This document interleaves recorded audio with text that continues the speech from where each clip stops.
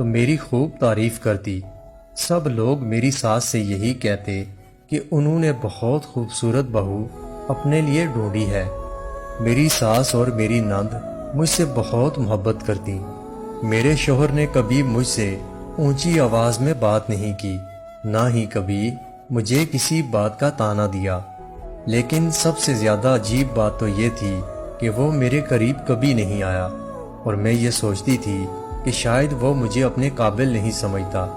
لیکن میری حیرت کا اس وقت کوئی ٹھکانہ نہ رہا جب وہ روتے ہوئے میرے قدموں میں بیٹھ کر مجھ سے کہنے لگے کہ جب تک تم مجھے معاف نہیں کرو گی، خدا بھی مجھے معاف نہیں کرے گا۔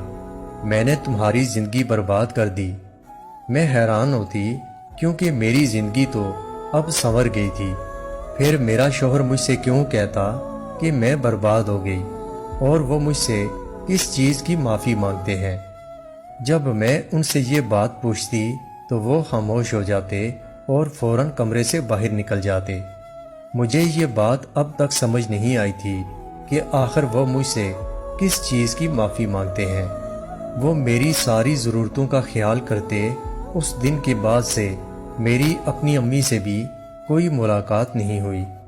ایک دو بار وہ مجھ سے ملنے کے لیے آئیں اور اپنی محبت جتانے لگیں، لیکن میں اچھی طرح سے جانتی تھی کہ یہ ساری محبت جھوٹی ہے۔ حقیقت میں تو میں ان کے لیے صرف کمائی کا ایک ذریعہ تھی۔ میری شادی کو ایک ہی مہینہ گزرا اور پچھلے ایک مہینے سے یہی ہو رہا تھا کہ میرا شوہر میرے قریب نہ آتا، بس میرے پاؤں پکڑ کر روتے ہوئے کہتا کہ میں نے تمہاری زندگی برباد کی ہے، اور پھر مجھ سے معافی مانگتا۔ مجھے کچھ سمجھ نہ آتی، اور پھر ایک دن اچانک میرے شوہر کا انتقال ہو گیا۔ میرے اوپر غم کا پہاڑ ٹوٹ پڑا۔ وہی تو میری زندگی کا واحد سہارا تھا، اسی نے تو مجھے زمانے کی کڑی دھوپ سے بچایا تھا۔ میرے شوہر کے مرنے کے کچھ دن کے بعد میری نند نے مجھے ایک شاپر دے کر کہا کہ بھابی، خدا کے لیے آپ میرے بھائی کو معاف کر دینا، اب تو وہ مر گیا ہے۔ اس کی بات سن کر میں کافی حیران ہوئی، اور جو ہی میں نے وہ شاپر کھول کر دیکھا تو میری روح لرز گئی، کیونکہ واقعی وہ میرا مجرم تھا۔ 7 سال کی عمر میں میرے ساتھ جو کچھ کیا ہوا تھا اسے میں ابھی تک نہیں بھول پائی۔ اس نے میری زندگی بالکل بدل کر رکھ دی۔ مجھے آج بھی اپنے بچپن کا وہ بھیانک واقعہ یاد آ گیا۔ میں اپنے ماں باپ کی لاڈلی بیٹی تھی۔ بچپن میں مجھے کسی چیز کی پرواہ نہیں تھی، اور نہ ہی کسی چیز کی فکر تھی۔ ایک دن اسی طرح میں اپنی ماں کے ساتھ بازار گئی، اور اس بازار کے رش میں میرا ہاتھ میری ماں کے ہاتھ سے چھوٹ گیا، اور میں اپنی ماں سے الگ ہو گئی۔ میری ماں نے مجھے ڈھونڈنے کی بہت کوشش کی ہوگی، یہ بات تو میں اچھی طرح سے جانتی تھی، لیکن اس کے باوجود وہ مجھے ڈھونڈنے میں ناکام رہی۔ میں نے بھی اپنی ماں کو تلاش کرنے کی بہت کوشش کی۔ وہاں پر جو بھی عورت مجھے نظر آتی اس کے چہرے کو میں غور سے دیکھتی، لیکن میری ماں مجھے نہ ملی۔ شام ہونے والی تھی، میں بازار سے نکل کر ایک کونے میں بیٹھ کر رونے لگی، جب وہاں پر ایک 16 سال کا لڑکا میرے قریب آ کر بیٹھ گیا اور مجھ سے میرے رونے کی وجہ پوچھنے لگا۔ میں نے اسے کوئی فرشتہ سمجھا جس نے مجھ سے میرا مسئلہ پوچھا۔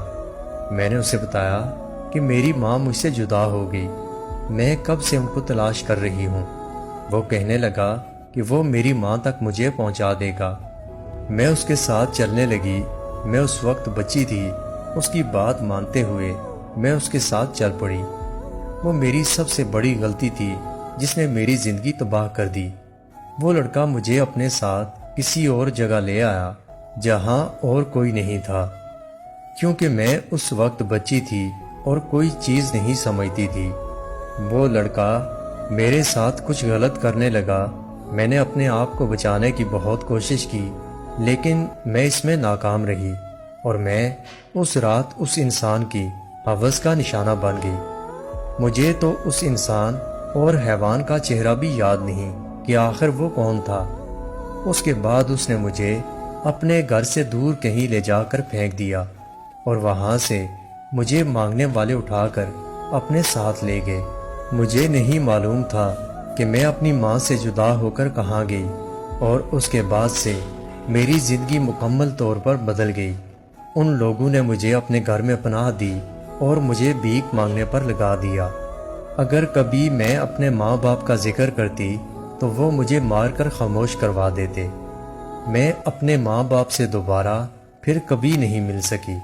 اس دن نہ صرف میں نے اپنی عزت کھوئی بلکہ میں نے اپنے ماں باپ کو بھی کھو دیا، اور پھر یہی بھیک مانگنا میری قسمت میں رہ گیا۔ میری ماں نے میرے کانوں میں سونے کی بالیاں بنا کر ڈالی تھیں، میں تو اس سب کو کب کا بھول چکی تھی، مگر آج جب میری نند نے مجھے شاپر دیا، اس میں میری وہی بچپن کی پرانی بالیاں نکلیں جو اس وقت اس لڑکے نے میرے کانوں سے اتار لی تھی، اور ایک کاغذ تھا جس پر میری زندگی کی آپ بیتی لکھی ہوئی تھی۔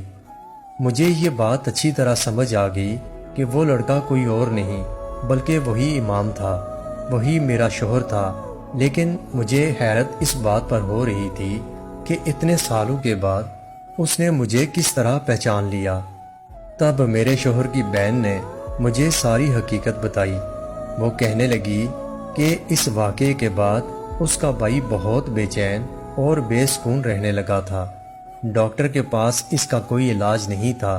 پتہ نہیں کیا چیز میرے بھائی کو ہر وقت تنگ کرتی، وہ تو پاگل ہونے والا تھا۔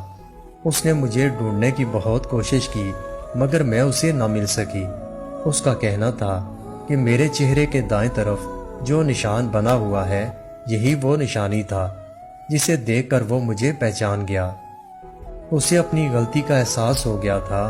اس کا کہنا تھا کہ اس نے انجانے میں بہت بڑی غلطی کی ہے، بہت بڑا گناہ کر دیا، اور اس کے گناہ نے اس کی زندگی پوری طرح بدل کر رکھ دی۔ شاید اسے اپنے گناہ کا کبھی احساس نہ ہوتا، لیکن اس کی چھوٹی بہن کو بھی گھر سے اغوا کر لیا گیا تھا، اور اس کے ساتھ بھی کسی نے یہی سب کچھ کیا جو اس انسان نے میرے ساتھ کیا تھا۔ اپنی بہن کو دیکھ کر اس انسان کو اپنی غلطی کا احساس ہوا، اور اس دن کے بعد میرے بھائی نے عہد کر لیا کہ وہ کوئی گناہ نہیں کرے گا، اور یہی وجہ تھی کہ اس نے دین کا راستہ اختیار کر لیا۔ اس کی بہن مجھے بتاتی جا رہی تھی، اور ساتھ ساتھ اس کی آنکھوں سے آنسو بہہ رہے تھے۔ اس کا کہنا تھا کہ اس کے بھائی نے اللہ سے معافی مانگ لی، لیکن اس کے باوجود بھی وہ بے چین رہتا تھا۔ اس کا کہنا تھا کہ جب تک میں اسے معاف نہیں کروں گی اسے سکون نہیں ملے گا، اور یہی وجہ تھی کہ اس نے تم سے شادی کی، وہ تم سے معافی مانگنا چاہتا تھا۔ میرے پاس بولنے کے لیے کچھ نہیں تھا۔ اس واقعے کو میں کیسے بھول سکتی تھی؟ اس نے تو میری پوری زندگی ہی بدل کر رکھ دی تھی، لیکن میں یہ نہیں جانتی تھی کہ میرا گنہگار وہی انسان ہے جسے میں اپنا مسیحا سمجھ رہی تھی۔ اپنے دل کو بڑا کرتے ہوئے میں نے اسے معاف کر دیا، صرف اور صرف یہ سوچ کر کہ اس نے برے وقت میں میرا بہت ساتھ دیا۔ میری نند اور میری ساس کا یہ کہنا تھا کہ میں یہاں رہ سکتی ہوں، وہ مجھے یہاں سے جانے کے لیے مجبور نہیں کریں گی، لیکن میں اپنے ماں باپ سے ملنا چاہتی تھی۔